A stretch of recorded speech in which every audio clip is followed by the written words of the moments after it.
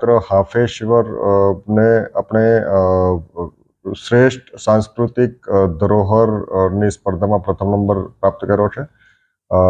સાંસ્કૃતિક ધરોહરની કેટેગરીમાં જે ગુજરાતને આ સ્થાન મળ્યું છે, ખાસ કરીને હાફેશ્વરને આ સ્થાન મળ્યું છે, એ છોટાઉદેપુર જિલ્લા અને ગુજરાત માટે ગૌરવની બાબત છે. વિશેષ કરીને હાફેશ્વર ગુજરાત, મહારાષ્ટ્ર, મધ્યપ્રદેશના ત્રિભેટે આવેલું છે. અરવલ્લી, વિંધ્યાચલ અને સાતપુડા ગિરિમાળાઓની વચ્ચે આ ગામ આવેલું છે.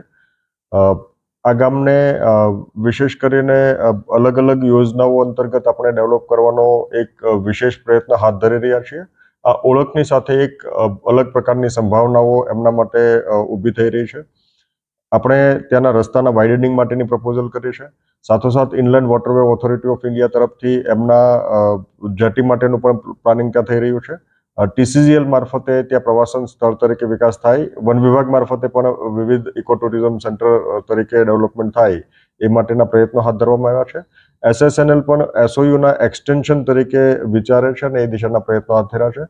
ત્યારે વિશેષ કરીને આ ગામ આપણી સાંસ્કૃતિક ધરોહર અને જિલ્લાની ઓળખ બને અને સાથોસાથ અન્ય પ્રવાસન સ્થળો, એની આજુબાજુમાં જે પ્રવાસન સ્થળો જેવા કે તુરખેડા, નાખલ ઝરણું, ઉડેટ, ભેખડિયા, એ સિવાય ત્યાં ધારસીમેલ ધોધ વગેરે અન્ય જે સ્થળો આવેલા છે એને પણ વિશેષ પ્રવાસન સ્થળ તરીકે એક ઓળખ મળશે અને વેગ મળશે એવી મને આશા છે.